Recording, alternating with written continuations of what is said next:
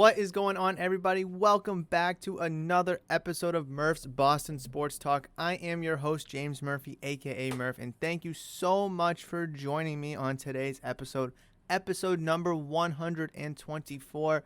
Hopefully you had a fantastic weekend watching the NFL Divisional Round with the 4 fantastic games we got over the course of the weekend.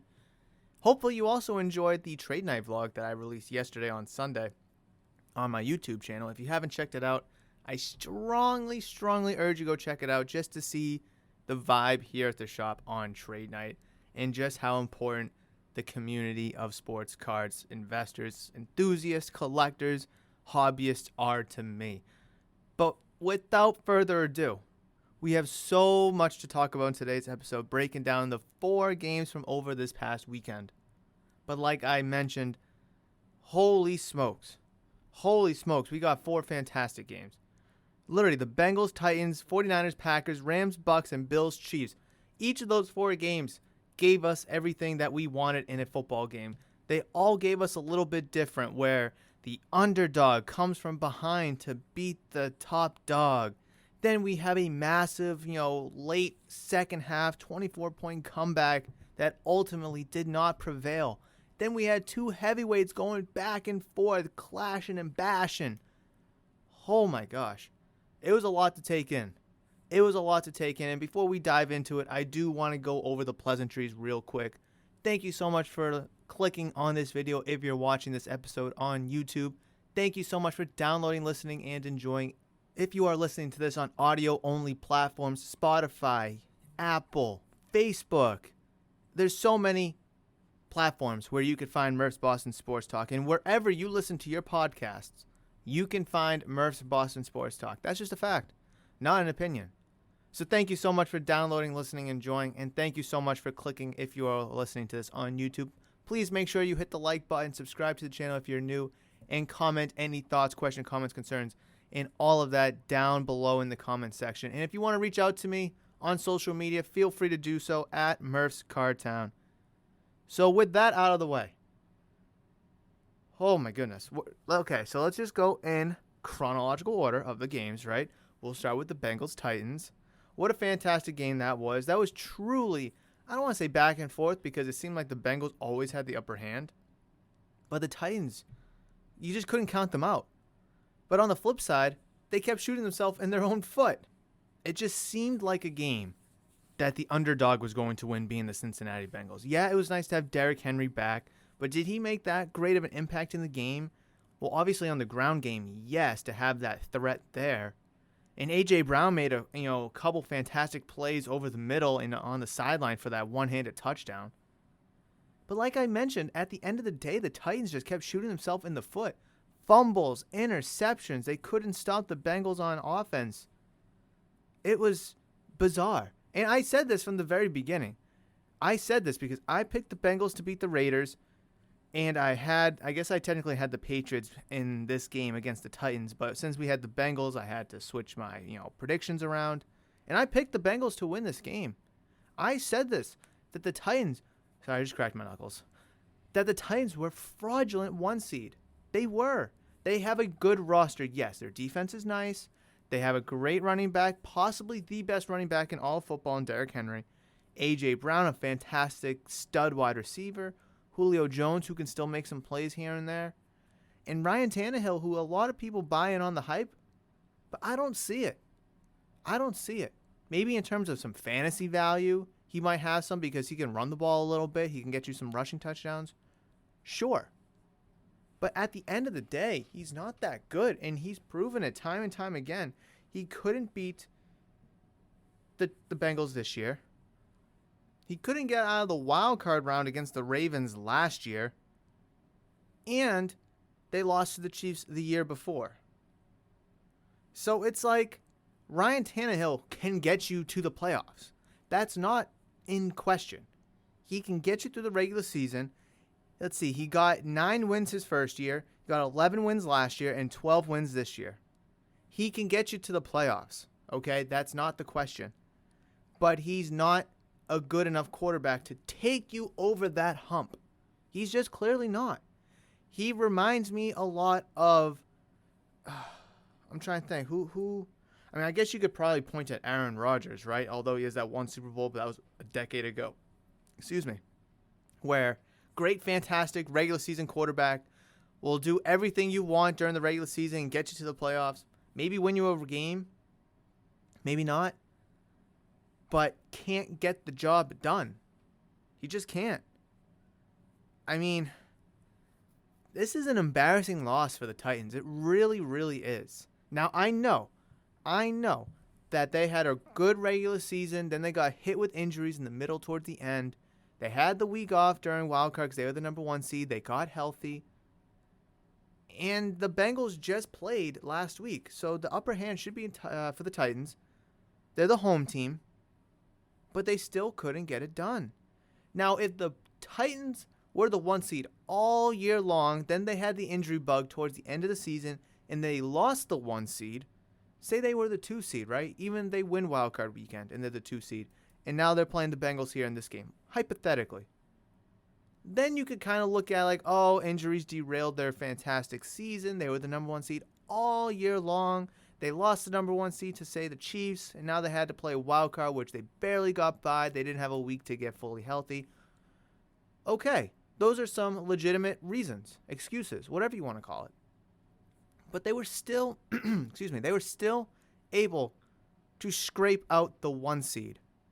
They were still able to scrape out the 1 seed, and they only put up 16 points. I mean, is it time? Like, the Titans gave Ryan Tannehill a fat bag. $30 million a year for 4 years. I don't know what the guarantees look like, whatever. Is it time to reevaluate the quarterback position? Maybe not this year, but definitely soon to come. Could you get a replacement for Ryan Tannehill in the draft and groom him to be the next guy next year? Sure. But my goodness, so many people were telling me that, oh, the Titans are going to be healthy. They're going to beat the Bengals. They can make it to the Super Bowl. Bro, they put up 16 points against the Bengals defense, who I've countless times said their defense is a year too early. They have a ton of good pieces on defense. However, they're a year too early. But maybe they're not.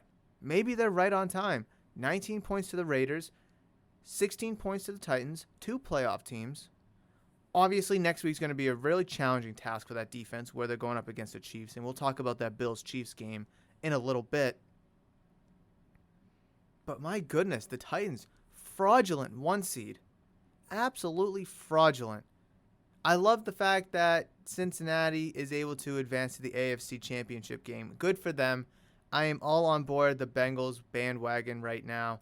And it is full steam ahead to Arrowhead.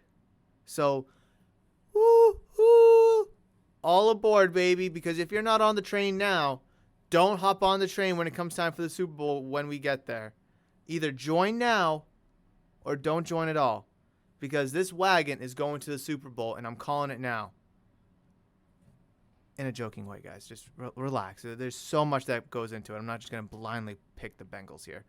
But yes, the Bengals beat the Tennessee Titans on a game-winning field goal, 19-16 on Saturday.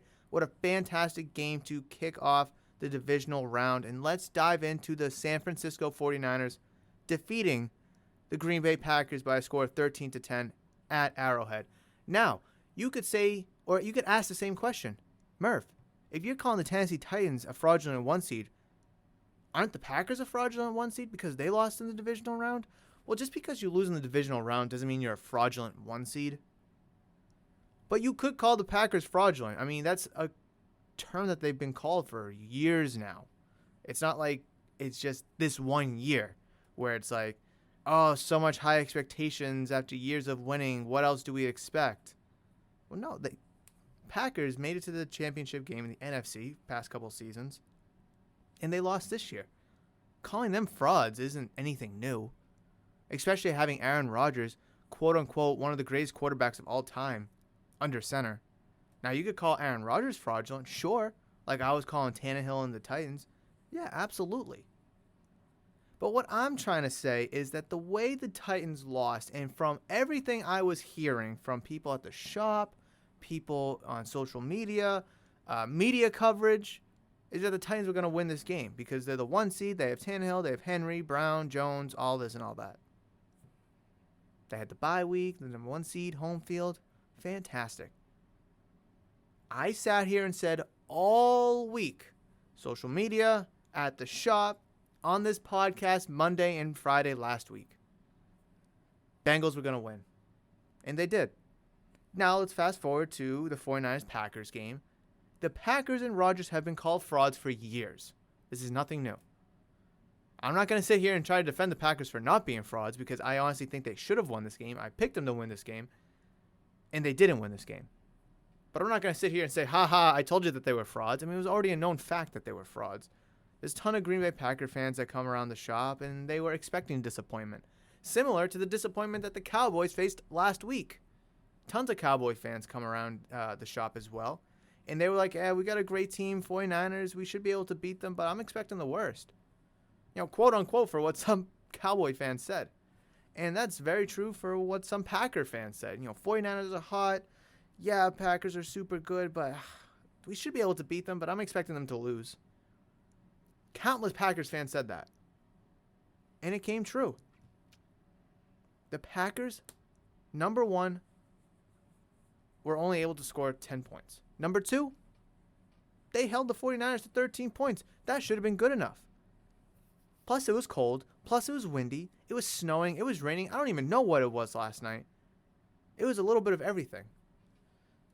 And you're an outside team who plays in the North, not the North Division, but just like the northern part of the United States, right? Midwest. The Midwest. Where you endure inclement weather such as snow, sleet, rain, wind, cold, whatever. I'm sure you practiced in it countless times. You probably played in it a gazillion times. Yet you only put up 10 points.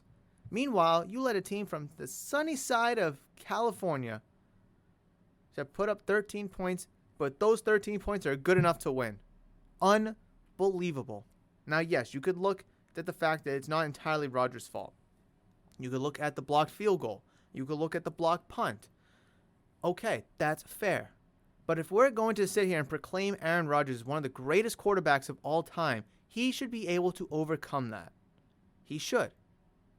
But he couldn't. I mean, not to get ahead, Tom Brady and the Buccaneers were down 27-3. And they marched back to tie the game at 27 apiece. That's what the greatest of all time does. Now, obviously, I'm going to get into it a little bit later, but if we're going to sit here and call Aaron Rodgers a top 5 quarterback of all time, you either need to put up more than 10 points, win the game, or at least, I guess if you're going to lose when it's like 30-30, right? In a blowout where you can put the blame on the defense at that point. I mean, I'm actually a big fan of Aaron Rodgers, to be honest. I like what he can do in the pocket. I think he's got a little bit of swagger to him. Not a lot, but, whatever. He can move. He can launch the ball 1,000 yards. It's really hard to like someone when he can't go out there and execute. Now, I'm not saying that this 49ers game was supposed to be a cakewalk, because the 49ers, very hot team right now, just like the Bengals are. But this does not look good, especially with all the confusion in the offseason, whether you're going to stay, retire, ask to be traded and leave. Then you come back, you have a fantastic, absolutely fantastic season in Green Bay. Then you go out and put up 10 points in your first game after the bye week. If this was the wild card weekend and you just had a treacherous second half of the season, okay, we can have a different conversation. But similar to the Titans, you had a whole week off. Plus you're at home. Plus the weather favors you. Plus you have the better quarterback. You have the better offense. Maybe not the better defense, but the better offense. So this is tough. I put a poll on my Instagram. I don't know if it's still up. I don't know because that game was on Saturday, so it's gone now. I put a poll on my story on Instagram. Was this Aaron Rodgers' last game for the Green Bay Packers? And I think the last time I checked, 93% of people said yes. 93%. 3% of people said yes, that was Aaron Rodgers' last game with the Green Bay Packers. And I guess I'll ask you, do you think that is true? Do you think it is final game with the Packers? Me personally, probably his last game with the Packers. Where's he going to go? That's a conversation for after the Super Bowl. We can get into all of that. Where's Wilson going to go? Where's Rodgers going to go? Could Tannehill be on the move? Where's Big Ben going to go if he wants to play another season? Derek Carr, Jalen Hurts. All those questions we can talk about after the Super Bowl. Because the Packers do have Jordan Love, who they drafted 2 years ago with the 27th overall pick in the draft. Waiting in the wings. Could be the future. Could not be. And if Aaron Rodgers doesn't want to come back and they let him go, that would basically put them at zero cap space, because right now they're at like negative 44 and Aaron Rodgers is like is 43 against the cap. So it would actually be beneficial for them to let him go, technically. Especially where you have a young quarterback behind him. But that was a really interesting game. The weather played a huge factor into it, I believe. However, you would have thought that it would have favored the Packers, which it should have. But it looked like it almost favored the 49ers, who came more prepared to play. Absolutely bizarre, and it was really awesome to watch the 49ers win. Not that I was rooting for them, but in a sense I was because of Jimmy G. I'd rather have had the 49ers win that game than the Packers. But listen, we got a crazy NFC Championship game coming up between the 49ers and Rams next week. And speaking of the Rams, let's talk about their win over the Tampa Bay Buccaneers, where they defeated the Bucs 30-27. And with that Rams win, that knocks out Tom Brady out of the playoffs in the divisional round for the first time since 2010? I believe it was since 2010 when the last time Tom Brady was eliminated in the divisional round, where he lost to Rex Ryan, Mark Sanchez, and the New York Jets. What a friggin' shit show that year was. Or how that year finished, I should say. However, Matthew Stafford, Cooper Kupp, OBJ, Aaron Donald, Von Miller, Jalen, I could go on and on with the talent that they have on that team. They were able to prevail. But they were up 27-3 in the second half. Now, I'm not going to lie. 20-3, I felt okay. I was like, it's still 3 possessions, ton of time left. Bucs still got a good defense. They could still come back. But when it went up to 27, I was like, oh, this is going to be tough. This is essentially 28-3, the Super Bowl, except, 27. Different team. You don't have the firepower as you did in New England that year. Oh, this is going to be tough. But if anyone was to do it, it would be Tom Brady. I'm not going to lie. It would have been Tom Brady. And then he, it was like, they were 4th and 2 or something. They decided to go for it. It was 4th and 6. They decided to go for it. They don't get it. And I'm just thinking to myself, I'm like, just take the points. I know you need touchdowns. I know you need the 7, but just take the 3. And honestly, once you figure out the math, they failed on those 2 times where they could have took a field goal, but they eventually tied it up. Imagine if they kicked one of those field goals, they would have technically won if they were able to kick one of those field goals earlier in the game instead of forcing the tie with less than a minute to go. But anyways, to be honest, in Super Bowl 51, when Tom Brady led the Patriots back from 28-3, at 28-20, I felt the Patriots were going. I felt it inside. They were destined to win. I felt that inside. Obviously, you still needed the touchdown. You still needed the 2-point conversion, which was the biggest part of it all. The two-point conversions were the biggest part of it all. But you just got that sense, that feeling that was like, this team can't be stopped. The Falcons can't do anything right now to stop them. They can't even do anything on offense. This is Tom Brady's moment. Then they ended up winning in overtime, which I'm going to get into in a little bit, overtime rules, because Chiefs fans, shut the hell up. Anyways. But in this game, when they were down 27-3, the Buccaneers, I didn't feel good about it. I don't want to say the Rams are a better team than the Falcons were that year.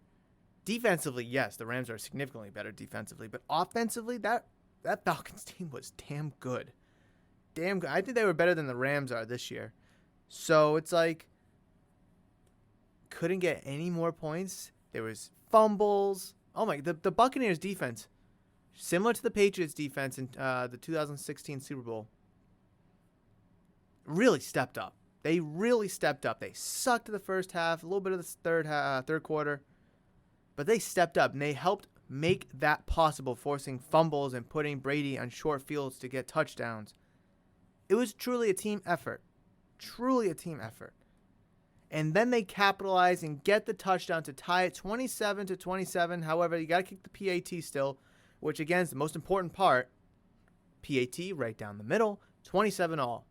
But there's still like 40-something seconds left, maybe like 45 seconds left or whatever.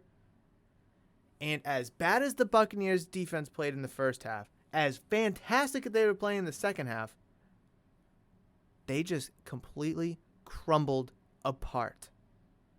First of all, I don't know what that quarterback draw was by Matthew Stafford. Just take it and run. Then they call timeout. Then they hit Kupp for like 15, 17 yards. Then they hit Kupp on the deep bomb for like 30, 40 yards. And then they kick the field goal to win. Boom, party over. As fantastic as the Bucs were playing in that second half, how do you not stop one of those Kupp plays? You leave him one-on-one twice. He burns the defender twice. And he sets them up for the game-winning field goal. Now the Falcons in Super Bowl 51 could have done the same thing. But instead, the Patriots defense stepped up.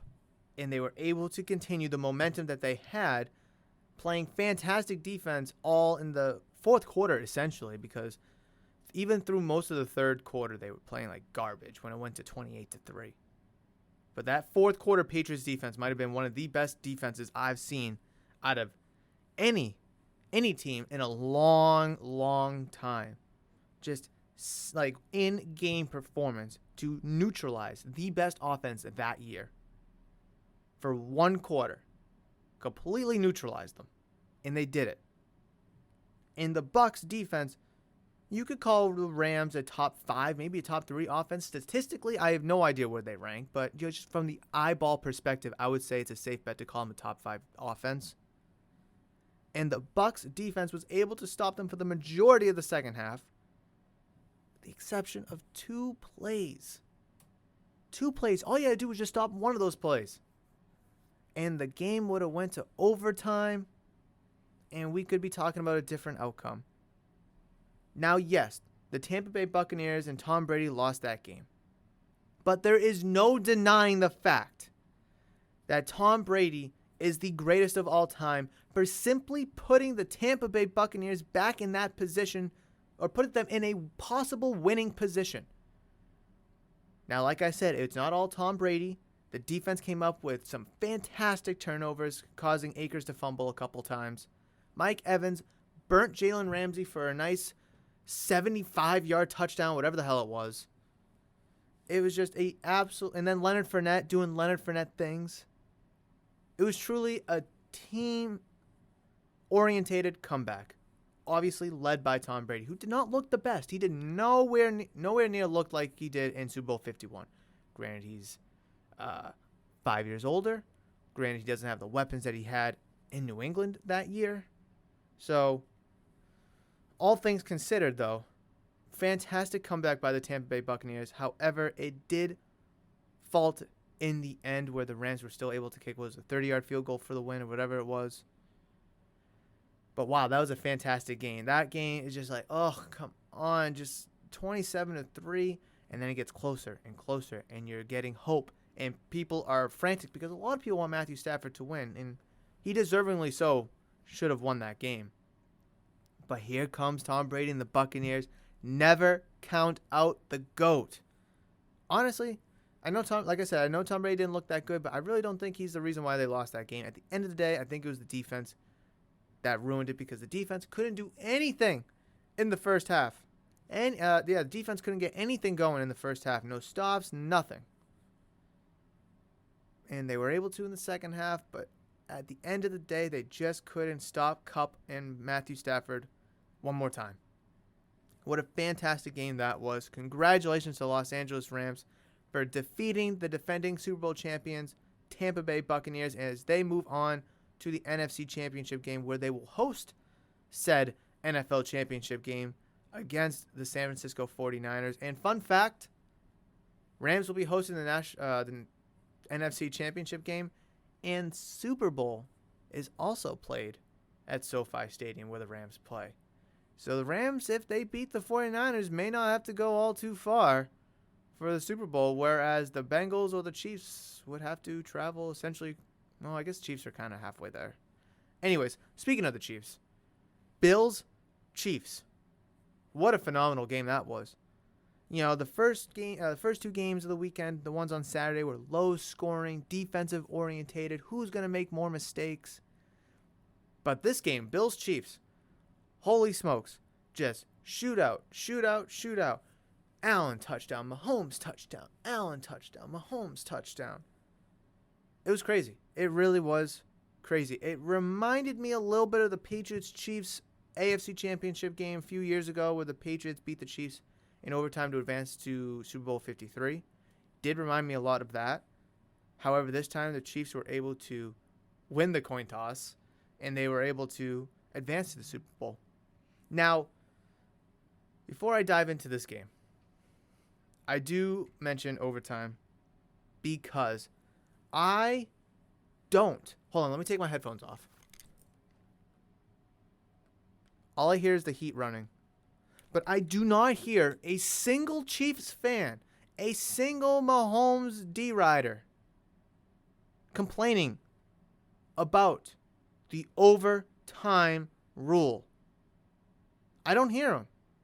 3 years ago, when the Patriots beat the Kansas City Chiefs in overtime to advance to their third straight Super Bowl, every Kansas City fan, every Mahomes D-Rider were complaining, Mahomes didn't get the ball in overtime.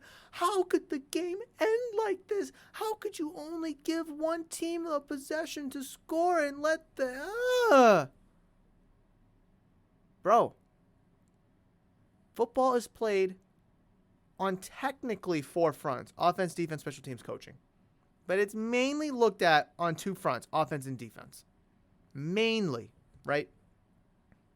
Chiefs defense wasn't that great in 2019, but they weren't terrible. You could have stopped the Patriots on any of the other 3rd and 10s that they had. They were 3 3rd and 10s. And they converted all 3 of them. The Chiefs marched down that field and absolutely decimated the Bills' defense. But I don't hear a single Chiefs fan complaining about the overtime rule, where if the first team to possess the ball scores a touchdown, they win. Similar to the fact where Mahomes beat, or I should say the Kansas City Chiefs and Mahomes beat the Los Angeles Chargers and Justin Herbert in overtime just a few weeks ago. Again, Chiefs fans and Mahomes D-Riders were quiet. In 2019, Andy Reid proposed that the overtime rules get changed, and that thing got shut down immediately. Because truthfully, I think there's nothing wrong with the overtime rule. I will read exactly what it says. I will read you the first rule of the NFL postseason overtime game. You ready? At the end of regulation, the referee will toss a coin to determine which team will possess the ball first in overtime. The visiting team captain will call the toss. Heads or tails, right? There will be 15-minute periods, quarters. Each team must possess or have the opportunity to possess the ball. The exception: if the team that gets the ball first scores a touchdown on the opening possession, that team will win. Like I mentioned just a couple minutes ago, football is played on 2 main fronts, 4 total, but 2 main fronts: offense and defense. Just because the offense of the other team has the ball does not mean your defense can't step up and make plays. You have superstar worldly talent on offense, and you have superstar worldly talent on defense. You should be able to make stops. The Chiefs in 2019 had three opportunities to stop the Patriots on 3rd and 10, and they failed all 3 times. Why is that a league issue? Where your defense failed. Absolutely failed. The Patriots offense happened to pass. They succeeded. Against the Chargers a few weeks ago, you got the ball to start, and you succeeded in scoring a touchdown where the Chargers defense failed. The Bills, Chiefs, Divisional Round, just last night, you got the ball to start, and you succeeded where the Bills defense failed. You don't hear the Bills fans complaining. Oh, I haven't heard any yet. Football is played offensively, defensively, special teams, and coaching. I'm sick and tired of people complaining about the overtime rules. Just because the offense has the ball does not mean your defense can't go out and make a play. Doesn't mean your defense can't go out and make a turnover, get a stop, get some sacks. If your defense is playoff caliber, which all of those 8 teams from yesterday, over the weekend, they should be able to go out and make some stops. Now, the Bengals did, the Titans did, the Niners did, the Packers did, the Rams did, the Buccaneers did. The Chiefs did. Bills didn't. I guess the Bills and the Chiefs didn't, where it's 42-36. But you see my point here. Ultimately, my point is, those same Chiefs fans from 3 years ago are awfully quiet. So please, stop complaining about the overtime rule. If just because the offense has the ball doesn't mean the defense can't go out and make a play. Okay? That's just football. Now, obviously, could it get changed and the product may be better? Sure, maybe. But now you're just taking away a completely different component of the game, and that's defense. So just because the offense gets the ball and they score a touchdown, now your offense has to go out and score a touchdown. And then what? We're just going to keep repeating that cycle? Like, the game is meant to be played in 4 quarters. From start to finish in 4 quarters. Like, you don't hear Falcons fans when they lost 28-3 in Super Bowl 51 that, Matt Ryan didn't get the ball in overtime. You don't hear that. Like, a field goal. If the first team to possess the ball, say the Chiefs kicked a field goal last night, right? Instead of getting that touchdown, they kicked the field goal and they went up 39-36. The Bills defense got a stop. They stopped the Chiefs. So that is, plus Buffalo. The win goes to Buffalo for that possession, right?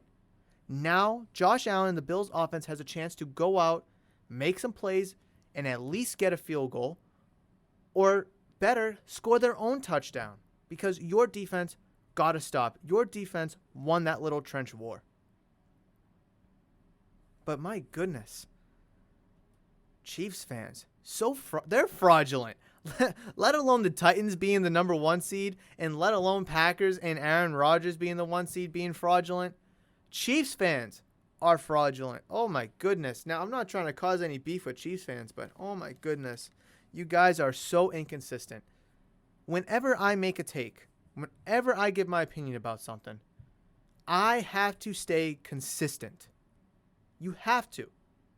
Because you can't look at the overtime rule as it favors me, where the Patriots beat the Chiefs 3 years ago because Patriots were able to get the ball and score a touchdown. But then again, say the next year that it was a rematch and the Chiefs did the same thing. I can't be like, but the overtime rule doesn't allow Tom Brady to get the ball, so he couldn't go out and win the game. Meanwhile, last year, you just did that to the Chiefs. Wherever you lie, wherever your stance is in sports, stay consistent. That's all. Just stay consistent. If you like the overtime rule, stay consistent and like it. If you don't like the overtime rule, stay consistent and don't like it.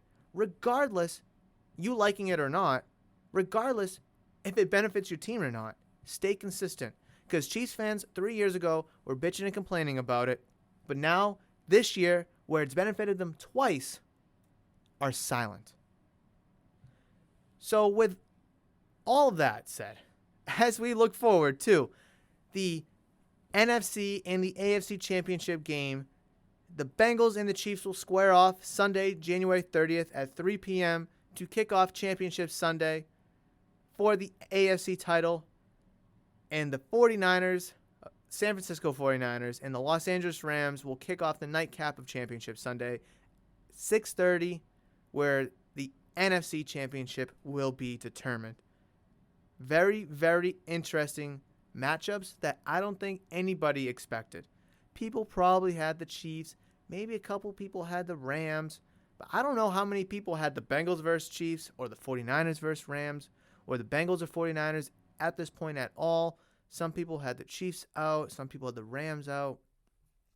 Very, very exciting right now. And I'm looking forward to breaking down the AFC Championship game and the NFC Championship game on Friday's episode number 125. So, I did a little research. I did a little digging. And we do have a small update in Major League Baseball. Now, I know it's the off season and it's basically football right now, but we still got a little time left on today's episode, so let's talk about baseball, right? It's just going to be a short little segment. I just want to update you about the MLBPA and the league in terms of the lockout. So here's an article by Matt Snyder, released earlier this morning, titled MLB Lockout. MLBPA to present counteroffer to owners during in-person bargaining session Monday, which is today. So here we go. This will be the second meeting between the two sides since the owners locked the players out on December 2nd. Now, they met a couple weeks ago. The league proposed them something, and the players were like, hell no. Hell no. Here we go. The Major League Baseball Players Association will present a counteroffer to the owners on Monday. The counter proposal will present on Monday during an in-person bargaining session in New York to start in the early afternoon. So later today, or maybe it's already happened, depending when you listen to it, this episode. This counteroffer would be a response to what was presented to them by MLB owners on January 13th. The details of which were not met with any enthusiasm from the players' side. To recap, the MLB owners offered the players this: raising the league minimum salary and opening up more money available to so-called, quote, Super Twos players who qualify for arbitration for 4 years instead of the standard 3 before hitting free agency. Extra draft picks for teams that don't manipulate service time for top prospects in order to gain an extra year of control in lieu of simply playing the best players on the big league roster at all times. Further adjustments to the league's previously proposed draft lottery, which would include incentives for teams to stop extreme tanking. Now, the first one, you guys know my stance. I hate arbitration. But arbitration does pay more than contract renewability. So I don't hate that. I don't know the term Super Twos. I think that's kind of stupid. But having 4 years of arbitration and 2 years of contract renewability, I don't hate, because at least with arbitration, you have the chance, you will make more money than contract renewability. Extra draft picks for teams that don't manipulate service time. How can you prove that? I guess you could look at, hey, these 3 best players in your farm system aren't playing, and in the minor leagues, they're playing better than these 3 players in your major league roster. So you should be playing these guys. And if a team was to do that, oh, you're playing these 3 guys at your major league roster who performed this well, doing better than those 3 guys who currently are on your roster. Congratulations, you get a draft pick. I just feel like that alone is manipulable. And then further adjustment to the league's previously proposed draft lottery, which would include incentives for teams to stop extreme tanking. What incentives? How can you prove that they're stopping the extreme tanking? What if a team is tanking, but it looks like that they're not? how can you prove a team is not tanking? Or how could you prove a team is tanking? Well, you can obviously prove a team is tanking by looking at the wins and loss column, but what if they're not trying to and they just suck that bad? Back to the article. In general, the players have wanted more money in the pockets of younger players, since the overwhelming majority of players who appear in the majors don't make it to free agency 6 or even close to 7 years, which I've mentioned 1,000 times. Bobby Dahlbeck won't hit free agency till he's 31, 32. That's terrible. They have also expressed concern about too many teams not putting the best product possible on the field, the tanking and service time manipulation. Typically, owner offers of paying younger players more comes attached to offers of lowering the luxury tax. That is, the owners aren't paying players more in general, they are simply shifting salaries around the player pool. Via my colleague Max Axis, Here's a summary of where things stand before the players make their counter proposal on Monday. MLB proposed gradually raising the luxury tax threshold to $220 million by 2026. Pay-for-play arbitration system and free agency for all at age 29.5. Okay, it could be a little lower. A limiting draft pick compensation for free agents. Okay, maybe. Expand 14-team postseason. Draft lottery for top 3 picks. And the MLB proposed, or this is what where the players could stand according to what's the author's name? Matt Snyder's colleague. He thinks, or he believes, the MLBPA will propose raising the luxury tax threshold to $245 million. Okay, free agency at 5 years of service time and age 29.5 or 6 years of service time, whichever comes first. Interesting. I kind of like that. So free agency at 5 years of service time and 29 and a half years old, or 6 years of service time, whichever comes first. So if a player, say he comes up at 20, like a Juan Soto who came up in 19, let's just call it 20 for now. 6 years later, they can reach free agency, which is the same as contract renewability and arbitration, which is 3 years and 3 years. Or when they reach 29 and a half, but they need to have 5 years of service time? Interesting. I like the direction where that's going. 29 and a half, I would like to see 28 and a half personally. I think 28 and a half would be pretty good because at least they'd get like a year and a half on the under of 30. And then 6 years of service time, it's currently the way it is now. So, interesting. I'm surprised they're not trying to fight maybe for 5 years or 4 years. But, interesting. All right, continuing. Service time bonuses for All-Star Game selections, awards, etc. Okay. Expanded 12-team postseason. Right now, it's 10. So going to 12, would that be 3 wild cards? Interesting. 3 division winners, 3 wild cards. I don't know if I like that. I don't know. I guess the best team with the record in the American League National League would get a quote-unquote bye, and then everyone else would play like a best of 3? That's what I'm guessing? I don't know. Interesting. Draft lottery with a market size component.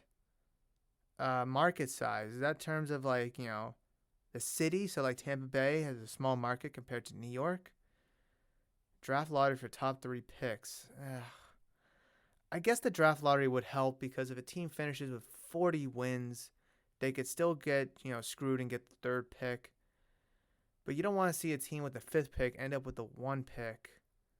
If you were to do 5, because I'm thinking in my head maybe 5 would be better. That's an interesting one right there. I would ultimately like to not see a draft lottery. I know the NBA and the NHL both use it already. The NFL does not. MLB does not. Interesting. Oh, man, that's tough. What if you just take the bottom 5 teams and just each have 20% to get picks 1 through 5 and just go from there and see what happens? I don't know. That's going to be really, really tough to kind of to fiddle with. But closing out the article, let's hope they come to an agreement sometime soon. The clock is ticking. Spring training is set to start in the middle of February, less than a month away, and opening day is scheduled for March 31st. So at the end of the day, we're going to have to wait to see how this meeting goes between the Players Association and the league. It's going to be really interesting, and we're going to have to see where the two sides stand, because if the end of today's meeting is a positive one, then maybe we can still hope for the 2022 season, to start and finish on time. However, if they are light years apart, similar to their previous meeting on January 13th, and they leave miles apart, then the question of 2022 season starting on time will be significantly up in the air. But that is going to wrap it up for today's episode. I really hope you enjoyed today's episode as we broke down the NFL Divisional Round. And obviously, we talked a little bit about Major League Baseball. I definitely will dive in and kind of give a follow-up on Friday's episode to where the Players Association and the league owners meeting, how it ended, how it went. Because me personally, like you guys know, I love baseball. It's my favorite sport, one of my favorite sports of all time, and it forever will be.